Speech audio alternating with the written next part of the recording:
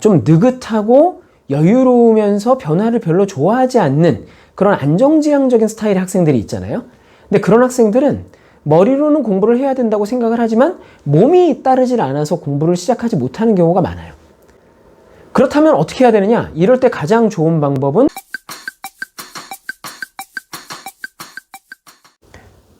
안녕하세요. 청소년 고민 해결사 코바디스 1418 코칭 상담 연구소의 최충만 코치입니다.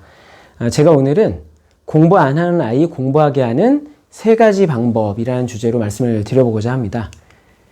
자녀가 공부를 안 해서 걱정하시는 부모님들이 적지 않으시죠.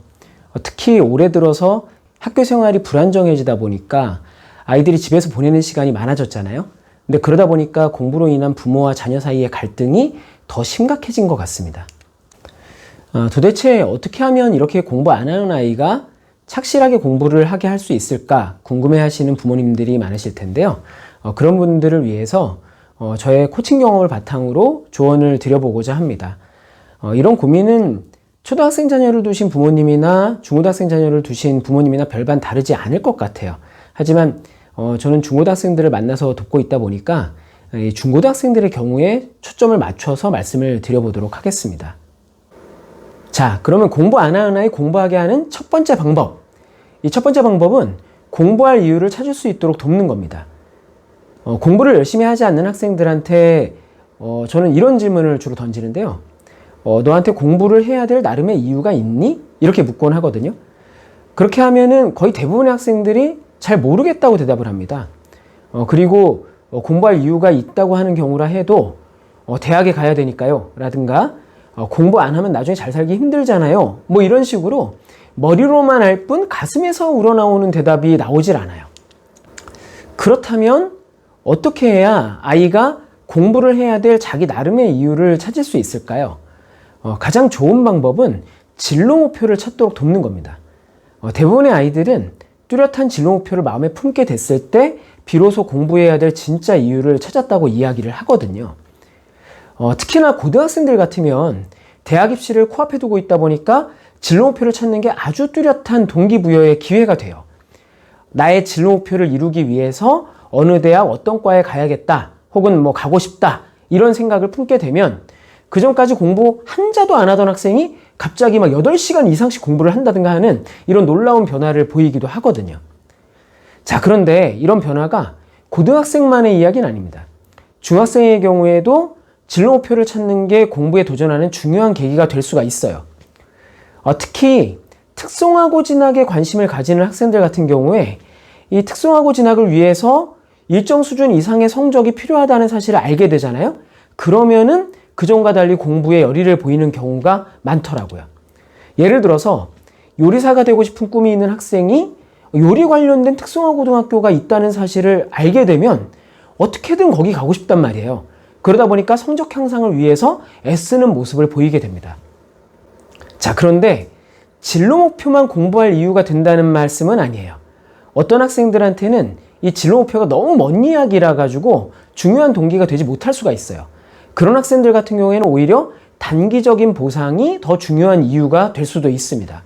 예를 들어서 성적을 올리면 용돈을 더 많이 받는다든가 신형 휴대폰으로 바꿀 수 있다든가 뭐 이런 보상이 공부할 이유가 될 수 있다는 거죠.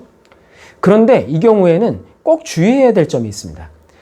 자녀가 먼저 보상을 요구하거나 기대한 게 아닌데 부모님이 먼저 나서서 보상을 걸잖아요. 그러면은 기대만큼 아이가 공부를 열심히 하지 않을 가능성이 높아요. 아이는 사실 기대하지 않은 보상을 딱 제시를 받으면 당장은 공부를 해야겠다는 생각을 합니다. 하지만 좀 시간이 지나면서 막 공부가 귀찮아진단 말이에요. 그러면은 그 보상에 별 관심을 보이지 않는 그런 모습을 보이곤 하는 거죠.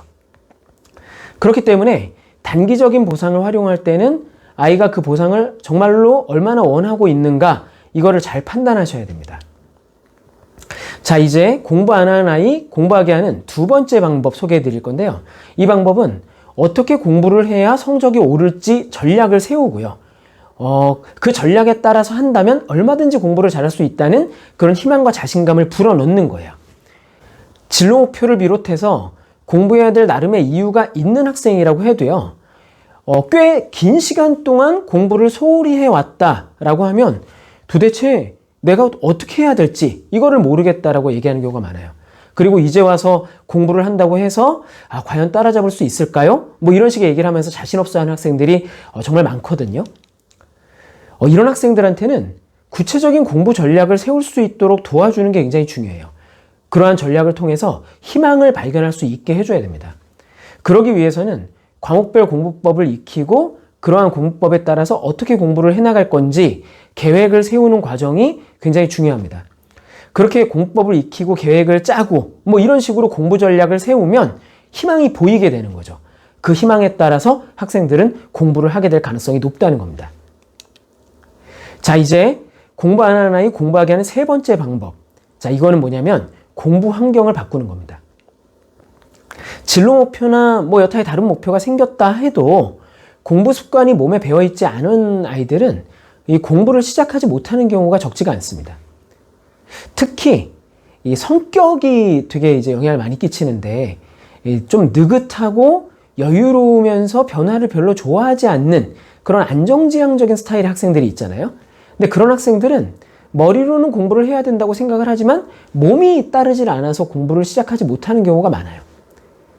사실 이런 학생들이 의지력을 발휘해서 스스로 공부를 열심히 한다는 건 솔직히 말씀드려서 그렇게 쉬운 일이 아닙니다. 그렇다면 어떻게 해야 되느냐? 이럴 때 가장 좋은 방법은 환경을 바꾸는 겁니다. 집을 벗어나서 독서실이나 스터디 카페에 간다든가 혹은 학원에 가야 된다는 거죠. 지금 이 집을 벗어나는 게 굉장히 중요한 문제인데요. 이런 학생들한테는 이 집이라는 곳이 너무 편안한 휴식처인 거예요. 그러니까 공부 공간이 되기가 어려워요. 이런 학생들이 집에서 의지를 발휘해서 공부하기를 기다린다는 거는 사실 시간 낭비일 가능성이 높습니다. 얼른 집을 벗어나서 공부할 가능성이 높은 환경을 찾는 것, 그게 상책입니다. 근데 이런 학생들 가운데서는요, 학원을 다니긴 다니는데 귀찮아서 숙제를 안 해가는 그런 경우들도 적지가 않아요. 그러니까 학원을 다녀도 소용없다, 이런 얘기가 나오죠. 그럼 어떻게 해야 되느냐? 이런 경우에는 숙제를 집에 와서 하는 게 아니라 학원에 남아서 해야만 되는 그런 학원들 있잖아요. 그런 학원을 찾는 게 좋은 방법이 될 수가 있습니다. 자, 핵심은 어떻게든 공부하지 않을 수 없는 환경을 찾는다는 거예요. 그렇게 되면 목표가 있어도 게으름 때문에 실천이 안 되는 학생들이 공부를 하게 될 가능성이 높습니다. 그게 최선의 방법이라는 거죠. 자, 오늘의 주제랑 관련해서 코칭 사례를 하나 소개하고자 하는데요. 저한테 코칭받은 고1 남학생이 제가 운영하는 밴드에 남겨준 코칭 후기거든요. 이 친구가 이렇게 얘기를 하네요. 코칭을 받기 전까지는 스스로 공부를 하려 하지 않았지만 코칭을 통해서 진로 목표를 찾게 되고 시간 관리를 비롯한 학습 방법을 배우게 되면서 허투루 보내는 시간이 없어졌다. 그리고 열심히 공부하게 되었다. 이렇게 얘기를 해주고 있습니다.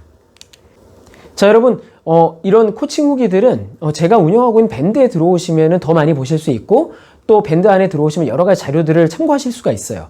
제 밴드 주소는 제가 이 영상에 댓글에 남겨놓도록 하겠습니다. 자, 여러분, 공부 안 하는 자녀 문제 때문에 고민하고 계신 부모님들께 도움을 드리려고 이 영상 준비했는데 어떻게 좀 도움이 되셨나요? 도움 되셨다면 구독 신청과 좋아요 그리고 알림 설정 기억해 주시고요. 저는 다음번에 더 좋은 콘텐츠로 다시 찾아뵙도록 하겠습니다. 감사합니다.